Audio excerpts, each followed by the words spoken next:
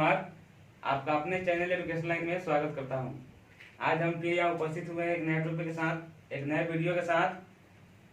आपको पता होगा कि अभी हम कौन सा बुक का वीडियो बना रहे हैं, तो आपकी जानकारी के लिए बता दें कि आपका ये पॉलिटिकल साइंस का वीडियो बन रहा है क्लास 12th का, और यह आपका दूसरा चैप्टर है। इससे पहले हम पहला चैप्टर कंप्लीट करवा चुके हैं। पहले चैप्टर का नाम था शीत युद्ध का दौर, और यह आपका सेकेंड चैप्टर है जिसका नाम है दो ध्रुवीयता का अंत, और यह पहला पार्ट है। तो पहला चैप्टर शीत युद्ध का दौर था, तो उसमें हम लोग अमेरिका और सोवियत संघ के वर्चस्व को पढ़े थे। इस चैप्टर में हम लोग पढ़ेंगे दो ध्रुवीयता के अंत का कारण। आखिर क्या कारण था जो दो ध्रुवीयता का अंत हो गया, और क्या कारण था जो बर्लिन की दीवार को गिरा दिया गया, और क्या कारण था जो सोवियत संघ का विघटन हो गया। तो आइए हम लोग वीडियो को शुरू करते हैं। तो इसका विघटन का मेन कारण था आपका बर्लिन का दीवार। चलिए हम लोग चलते हैं बोर्ड से। आपका है बर्लिन की दीवार। तो इससे पहले वाले चैप्टर में आपको बर्लिन की दीवार के बारे में बताए थे। चलिए इसमें हम ग्राफ बनाकर बताते हैं।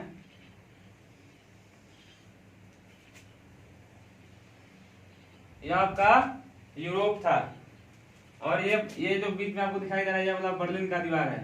बर्लिन का दीवार जो था यूरोप महादेश में जर्मनी में बर्लिन में बनाया गया था, इसलिए इसका नाम बर्लिन का दीवार पड़ा। और यह बर्लिन का दीवार जो था यह पूर्वी और पश्चिमी में विभाजन का प्रतीक था, यानी कि सोवियत संघ और अमेरिका के विभाजन का प्रतीक क्या था, तो बर्लिन का दीवार। तो यही आपका यहाँ कह रहा है कि यह पूंजीवादी दुनिया और साम्यवादी दुनिया के बीच विभाजन का प्रतीक थी। यानी अगर पूंजीवादी का है तो पूंजीवादी से इंडिकेट कर रहा है अमेरिका को, और साम्यवादी से किसको इंडिकेट कर रहा है, तो सोवियत संघ को। यानी यह सोवियत संघ और अमेरिका के बीच विभाजन का प्रतीक थी। अब यह खड़ा किया गया था 1961 ईस्वी में। यह दीवार 1961 ईस्वी में खड़ी की गई, और यह आपका 28 साल तक खड़ा रहा, क्योंकि आपका 1961 में खड़ा हुआ। यह 150 किलोमीटर लंबा था। इसका लंबाई कितना था, तो 150 किलोमीटर। और इस दीवार को गिरा कब दिया गया, तो 9 नवंबर 1989 ईस्वी को इस दीवार को गिरा दिया गया।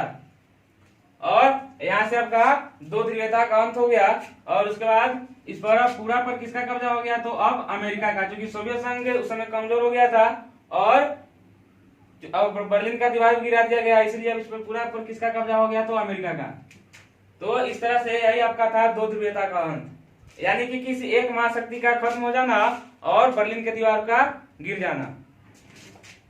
चलिए अब आगे चलते हैं। अगला आपका टॉपिक है किताब का सोवियत प्रणाली। तो सोवियत प्रणाली में क्या हुआ कि रूसी क्रांति 1917 ईस्वी में हुई। यानी कि रूसी क्रांति कब हुआ, 1917 ईस्वी में हुआ। तो इस क्रांति में क्या किया गया कि पूंजीवाद का विरोध किया गया और साम्यवाद को अपनाने की बात कही गई। इसी को हम क्या कहते हैं, तो सोवियत प्रणाली कहते हैं। यानी कि इसमें पूंजीवाद का विरोध किया गया और समाजवाद को अपनाने का बात कहा गया। इसी को हम क्या कहते हैं, तो सोवियत प्रणाली कहते हैं।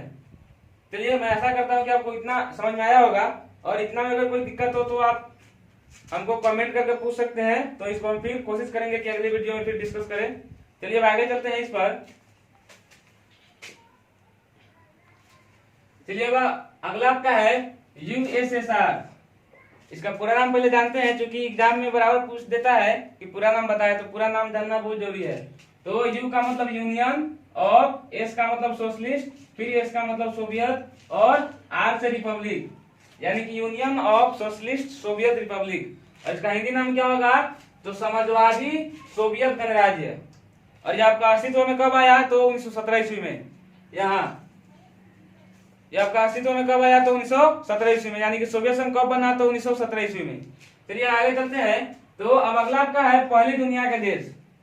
तो इससे पहले वाले चैप्टर में हम पहला चैप्टर पढ़ाए थे, तो उसमें आपको पहली दुनिया और दूसरी दुनिया के बारे में बहुत अच्छे से विस्तार से बताए थे। और आपकी जानकारी के लिए फिर हम इसमें चर्चा कर देते हैं कि पहली दुनिया का देश और दूसरी दुनिया का देश क्या है।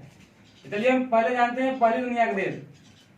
तो यहाँ पे कह रहा है कि अमेरिकी खेमे में शामिल पश्चिमी यूरोप के सभी देश क्या कहलाए, पहली दुनिया के देश कहलाए। यानी कि अगर इसको ग्राफ से देखेंगे तो ये आपका यूरोप हो जाएगा, और ये आपका बीच में बर्लिन का दीवार, और इधर वाला जो हिस्सा है आपका पश्चिमी हिस्सा है, और इधर वाला जो हिस्सा आपका है वो पूर्वी हिस्सा है। तो इस तरह से अमेरिकी खेमे में शामिल पश्चिमी यूरोप के सभी देश, यानी कि इस साइड का जितना जो देश था उस आपका किस में आ जाएगा, तो पहली दुनिया के देश आ जाएगा।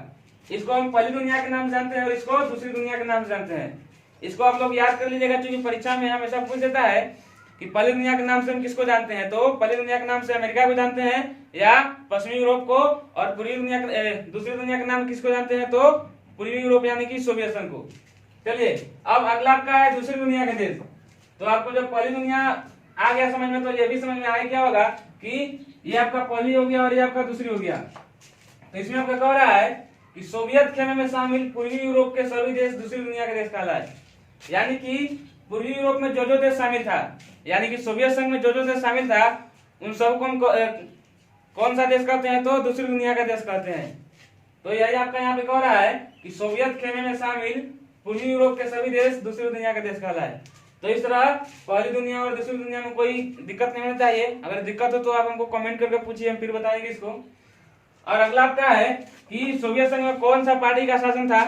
तो सोवियत संघ में आपका कम्युनिस्ट पार्टी का शासन था, जो 70 साल तक रहा। यानी कि इसके अलावा वहां पे कोई भी पार्टी नहीं था, जिस कारण जब से सोवियत संघ बना और जब उसका विघटन हुआ, तो शुरू से लेकर अंत तक वहां पे कौन पार्टी रहा, एकमात्र तो कम्युनिस्ट पार्टी। यहाँ पे है सोवियत संघ में कम्युनिस्ट पार्टी का शासन 70 सालों तक रहा, क्योंकि सोवियत संघ में इसके अलावा और कोई भी पार्टी नहीं थी। यानी कि इसके कहने का मतलब है कि सोवियत संघ का निर्माण जब हुआ और उसका अंत हुआ, तो तब जब से लेकर तब तक, यानी कि शुरू से लेकर अंत तक वहां पे किसका शासन रहा, तो कम्युनिस्ट पार्टी का। तो इस तरह से हम आशा करते हैं कि आपको मेरी ये वीडियो अच्छे से समझ में आया होगा। अगर इसमें कोई त्रुटि हो, अगर कोई समझने में कोई परेशानी हो, तो आप हमको कमेंट करके पूछ सकते हैं। इसके लिए हम फिर कोशिश करेंगे कि इसको हम अगले वीडियो में डिस्कस करें। और अगर आप मेरे चैनल पर नया है तो आप मेरे चैनल एजुकेशन लाइन को लाइक और सब्सक्राइब जरूर करें और बेल आइकन को जरूर दबाएं, ताकि मेरी आने वाली नेक्स्ट वीडियो आप तक सबसे पहले पहुंचे। चलिए फिर मिलते हैं अगले वीडियो में, तब तक धन्यवाद।